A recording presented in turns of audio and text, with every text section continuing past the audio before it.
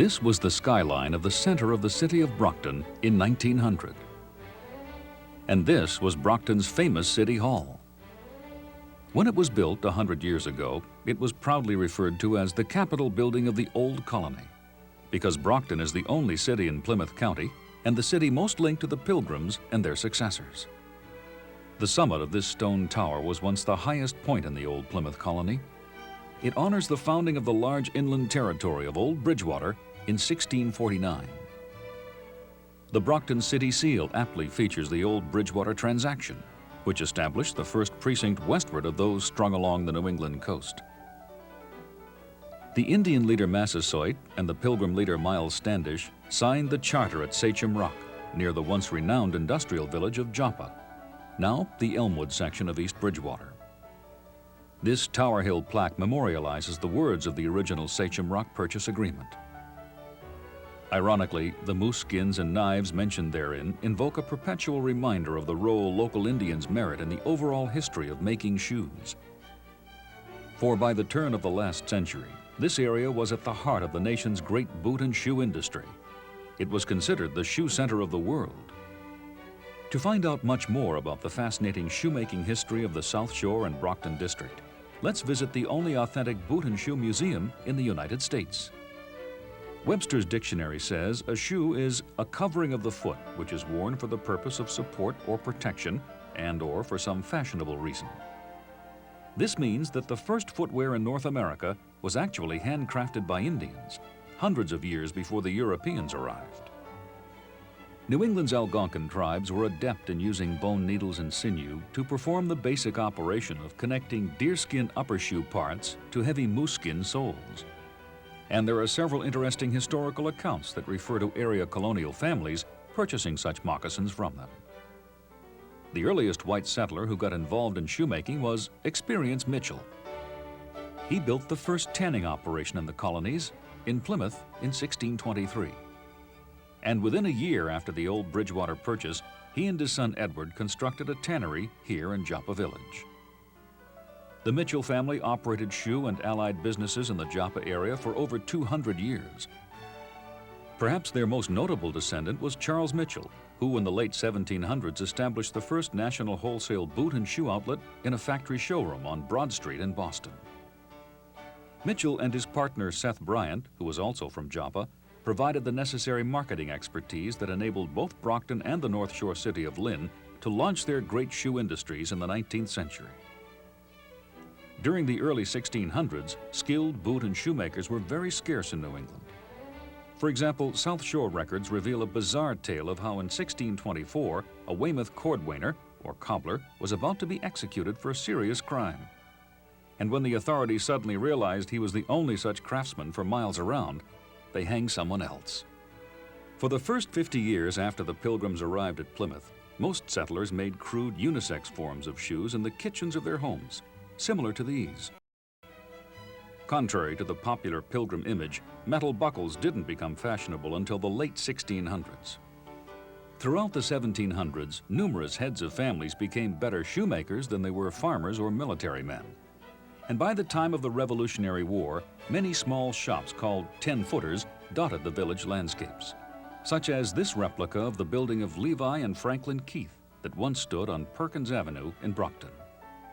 And this original structure on the old Mary Baker Eddy residence in Stoughton, a mile north of the Brockton Shoe Museum.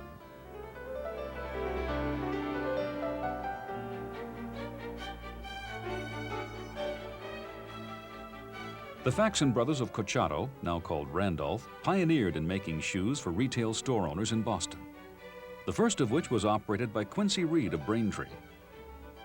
In 1811, 27-year-old Micah Faxon moved from this home in East Randolph, now Holbrook, to North Bridgewater, now Brockton, and started the first full-fledged shoe factory in a converted house in what is now the center of downtown Brockton.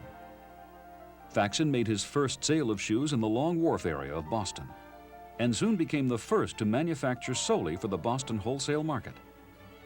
Although such marketing trends matured at different rates in different parts of eastern Massachusetts, the genie was out of the bottle.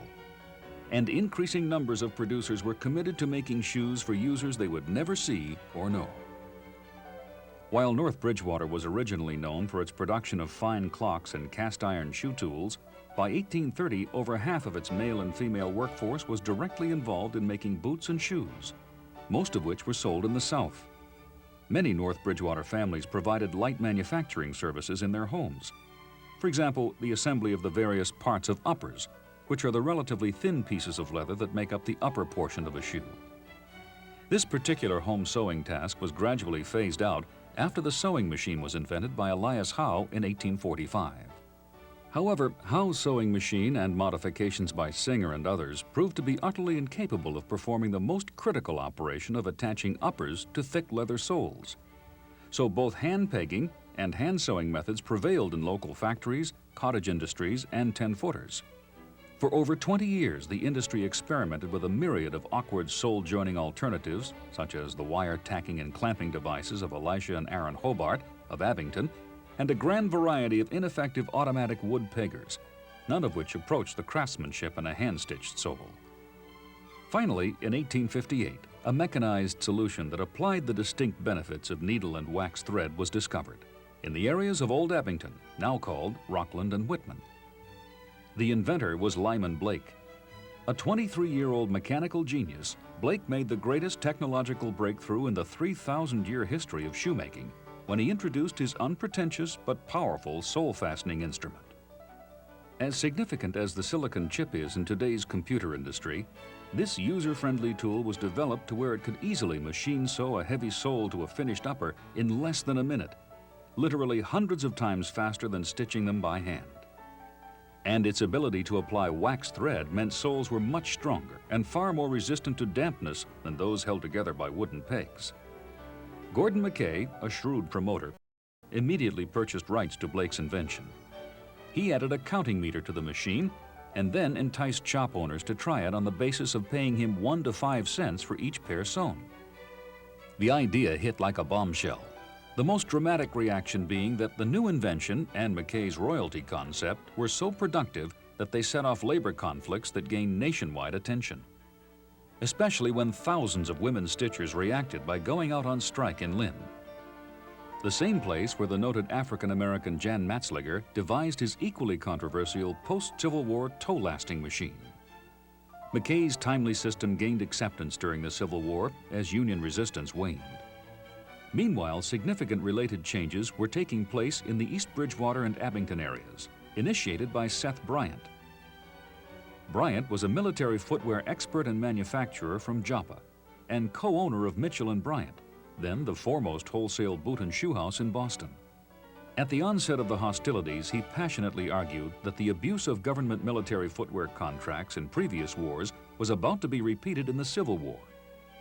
He even took one of the Blake Mackay machines to Washington, D.C., where he tirelessly lobbied Lincoln's Secretary of War, Edwin Stanton, urging double-row stitching with sturdy hemp thread and shoes made with sharply defined left foot and right foot shapes. The final outcome was that the quality of most military boots and shoes made in the greater Brockton district during the Civil War was the best the world had ever seen. General Ulysses Grant candidly praised the superiority of Plymouth County footwear, stating that, were it not for their advantages, the Civil War would be prolonged and its outcome uncertain. Throughout the struggle, North Bridgewater's famous 12th Regiment Band brought further recognition to this region as they marched through countless cities and towns in their splendid new crooked boots and played their original 1862 marching band composition of the stirring tune that was subsequently called the Battle Hymn of the Republic.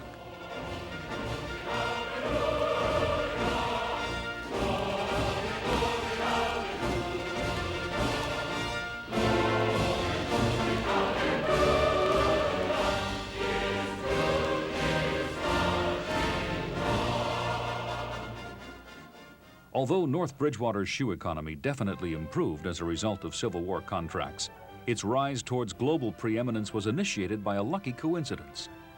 For at the end of the war, Seth Bryant overheard one of his wholesale contacts in New York City tell about a small manufacturer in North Bridgewater, where a certain Daniel Howard had created the best shoe in the country for under $1. During the war, Howard had discovered how to engineer every stitch into every part of a shoe so as to get the most benefit out of it. He was promptly approached by Bryant, who closed a deal that resulted in Howard's North Bridgewater plant the first to fully utilize steam power, getting huge orders and a commanding lead on the New York wholesale market. A decade later, Bryant's famous cousin, William Cullen Bryant, made a visit to his childhood homestead here at the time North Bridgewater's name was formally changed to Brockton. The aged poet was astonished by the number of factories and the much louder sound from the machinery. And he expressed surprise when told that none of the shoes being made were for local consumption. Actually, by this time, scores of remarkably gifted people had emerged in Brockton and were emulating Howard's model of success.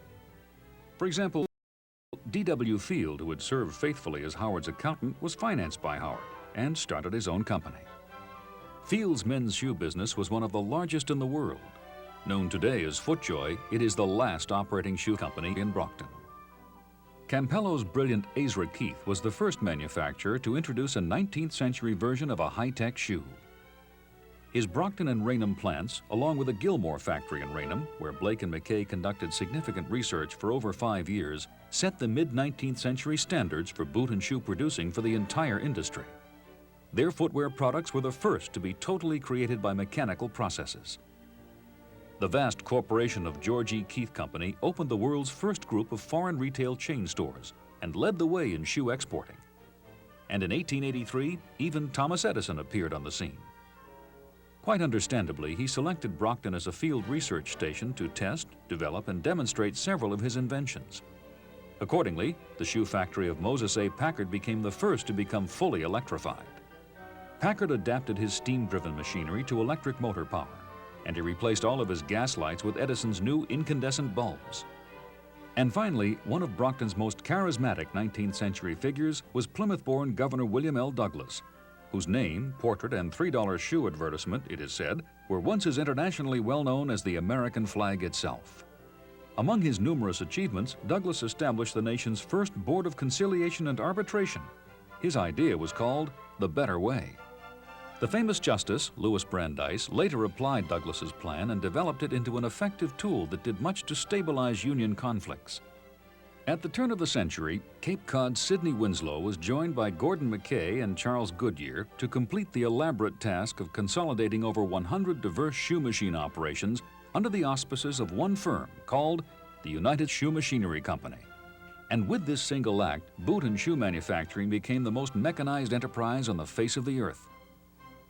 The most useful effect of Winslow's skilled management was that it brought an end to numerous unproductive patent battles that had begun to stifle progress. Production soared.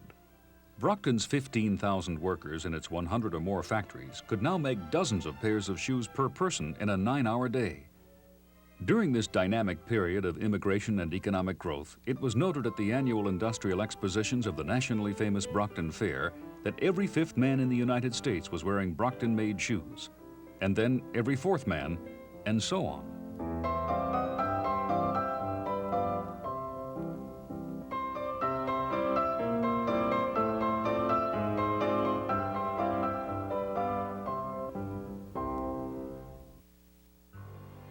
At 8 a.m. on March 20th, 1905, in the midst of the euphoria of the early 1900s, Brockton was struck by the worst tragedy ever to befall the shoe industry. The 4-story factory of the R.B. Grover Company, which employed some 500 workers, suddenly blew apart and immediately caught fire, killing 58 people. The initial cause of the disaster was an overheated boiler, which shot upward and ripped through supporting beams, causing the main structure to collapse. Escaping gas then quickly ignited the falling rubble, and the whole factory burned to the ground.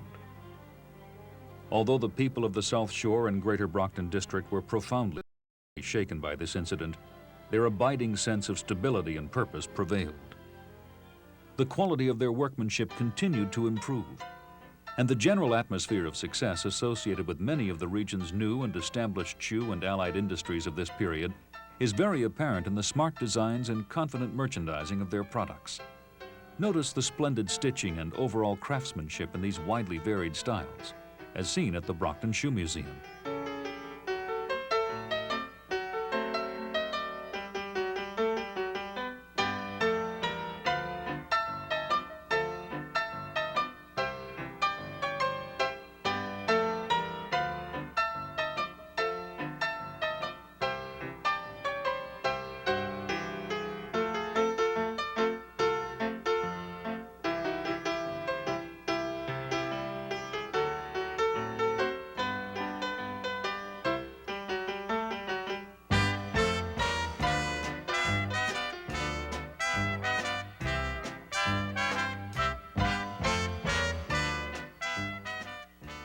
By the year 1910, Brockton alone was producing almost 1 million cases of shoes per year.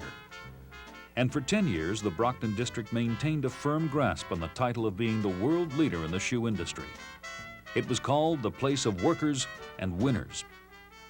Of course, the later years of the 20th century have proven to be a most difficult time for the Plymouth County shoemaking sector and for other important New England shoe manufacturing centers as well.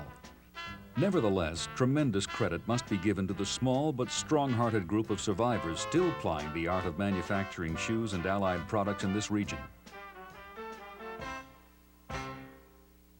Whatever the final outcome of the once powerful American shoemaking business, the future of New England and the South Shore District is certain to be built on a rock-solid foundation. Because, as the Brockton Shoe Museum so wonderfully testifies, this inordinately creative corner of our planet will be perpetually sustained and nourished by a most remarkable history and technological spirit. And this municipality of Brockton, this most appropriate home of the nation's only true boot and shoe museum, with its own unique experience, spanning the time of the moose-skin moccasins worn by Plymouth County's great Indian leader Massasoit, to the age of the boxing shoes worn by Brockton's great fighting shoe worker Rocky Marciano. This sometimes beleaguered, but somehow in the end always triumphant community will forever be the City of Champions.